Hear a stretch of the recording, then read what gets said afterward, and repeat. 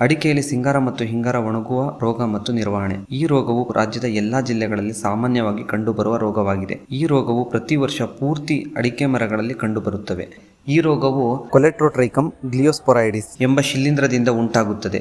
ಈ ರೋಗವು ವರ್ಷದ ಎಲ್ಲಾ ತಿಂಗಳುಗಳಲ್ಲಿ ಕಂಡುಬಂದರೂ ಸಹ ಅದರಲ್ಲಿ ಬಾಧೆಯು ಫೆಬ್ರವರಿ ಮತ್ತು ಮೇ ತಿಂಗಳಲ್ಲಿ ಹೆಚ್ಚಾಗಿ ಕಂಡುಬರುತ್ತದೆ. ರೋಗದ ಲಕ್ಷಣಗಳು: ಮೊದಲಿಗೆ ಅಡಿಕೆ ಮರಗಳಲ್ಲಿ ಸಿಂಗಾರವು ಶಿಲೀಂಧ್ರದ ಸೋಂಕಿಗೆ ಒಳಗಾದಾಗ ಸಿಂಗಾರದ ಎಸಳುಗಳು ಪ್ರಾರಂಭದಲ್ಲಿ ತುದಿಯಿಂದ ಬುಡದ ಕಡೆಗೆ ಹಳದಿ ಬಣ್ಣಕ್ಕೆ ತಿರುಗಿ ನಂತರ ಒಣಗುವುದು. ಇಂತಹ ಸತ್ತ ಹಿಂಗಾರುಗಳು ಜೋತು ಬಿದ್ದು ಕಾಂಡಕ್ಕೆ ಅಂಟಿಕೊಂಡಿರುತ್ತವೆ. ಮುಂದುವರೆದು ರೋಗ ಹೆಚ್ಚಾದಾಗ ರೋಗಾಣುವು ಇಡೀ ಹಿಂಗಾರಕ್ಕೆ ಆವರಿಸಿ ಹಿಂಗಾರವು ಕಂದು ಅಥವಾ ಕಪ್ಪು ಬಣ್ಣಕ್ಕೆ ತಿರುಗಿ ಒಣಗುತ್ತವೆ. ಇದರಿಂದಾಗಿ ಹೆಣ್ಣು ಹೂಗಳು ಮತ್ತು ಎಳೆಯ ಕಾಯಿಗಳು ಅತಿ ಹೆಚ್ಚಿನ ಸಂಖ್ಯೆಯಲ್ಲಿ ಉದುರುತ್ತವೆ. ಹತೋಟಿ ಕ್ರಮಗಳು: ರೋಗ ಪೀಡಿತ ಹಾಗೂ ಒಣಗಿದ ಹಿಂಗಾರುಗಳನ್ನು ಗಿಡದಿಂದ ತೆಗೆದು ನಾಶಪಡಿಸುವುದರಿಂದ ರೋಗ ಹೆಚ್ಚಾಗುವುದನ್ನು ಪರಿಣಾಮಕಾರಿಯಾಗಿ ತಡೆಯಬಹುದು.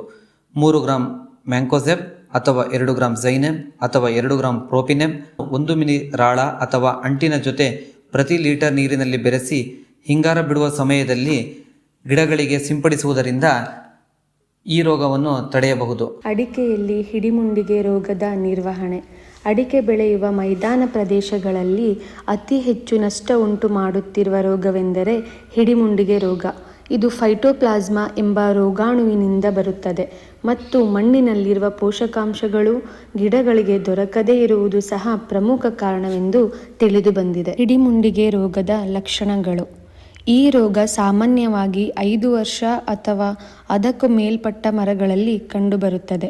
ಮೊದಲಿಗೆ ಪೀಡಿತ ಮರಗಳ ಸುಳಿ ಎಲೆಯ ಕೆಳಗಿರುವ ಎಲೆಗಳು ಸಣ್ಣದಾಗಿ ಗಾಢ ಹಸಿರು ಬಣ್ಣವನ್ನು ಹೊಂದಿರುತ್ತದೆ ಅಥವಾ ಕೆಲವೊಮ್ಮೆ ಗಿಡದ ಎಲ್ಲ ಎಲೆಗಳು ಕಾಂಡದ ತುದಿಯಲ್ಲಿ ಕುಬ್ಜವಾಗಿ ಗುಂಪಾಗಿದ್ದು ಗೊಂಚಲು ರೂಪದಲ್ಲಿ ಕಂಡುಬರುತ್ತವೆ. ಇಂತಹ ಮರದ ರೋಗಪೀಡಿತ ಎಲೆಗಳು ಸುಕ್ಕುಗಟ್ಟಿ ಒರಟೊರಟಾಗಿ ಹಾಗೂ ಕಡು ಹಸಿರಾಗಿ ಕಂಡುಬರುತ್ತವೆ.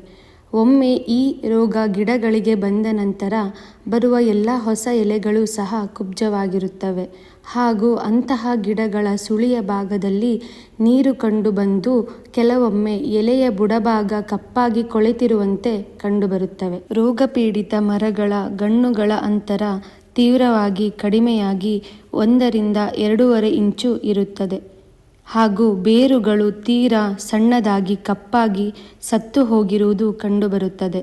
ಇದರಿಂದ ಪೋಷಕಾಂಶಗಳನ್ನು ಹೀರಿ ಗಿಡಗಳಿಗೆ ಒದಗಿಸಲು ವಿಫಲವಾಗುತ್ತವೆ. ರೋಗದ ನಿರ್ವಹಣೆ: ಅಂತರ ಬೆಳೆಯಾಗಿ ಕೋಕೋ, ಕರಿಮೆಣಸು, ಲವಂಗ ಹಾಗೂ ಜಾಯಿಕಾಯಿಯನ್ನು ಬೆಳೆಸುವುದು.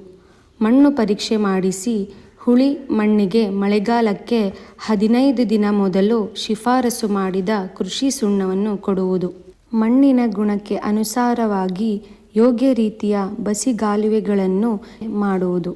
ಶಿಫಾರಸು ಮಾಡಿದ ಸಾವಯವ ಮತ್ತು ರಸಗೊಬ್ಬರಗಳನ್ನು ಮಣ್ಣು ಪರೀಕ್ಷೆ ಆಧಾರದ ಮೇಲೆ ಒದಗಿಸುವುದು. ಪ್ರತಿ ಗಿಡಗಳಿಗೆ 2 kg ಬೇವಿನ ಹಿಂಡಿ, ಟ್ರೈಕೋಡರ್ಮ ಹರ್ಜಿಯಾನಮ್ 50 ಗ್ರಾಂ ಹಾಗೂ ಸುಡೋಮೋನಸ್ ಫ್ಲೋರೋಸೆನ್ಸ್ 50 ಗ್ರಾಂ ಜೊತೆ ಬೆರೆಸಿ ಮೇ-ಜೂನ್ ತಿಂಗಳಿನಲ್ಲಿ ಗಿಡಗಳಿಗೆ ನೀಡುವುದು.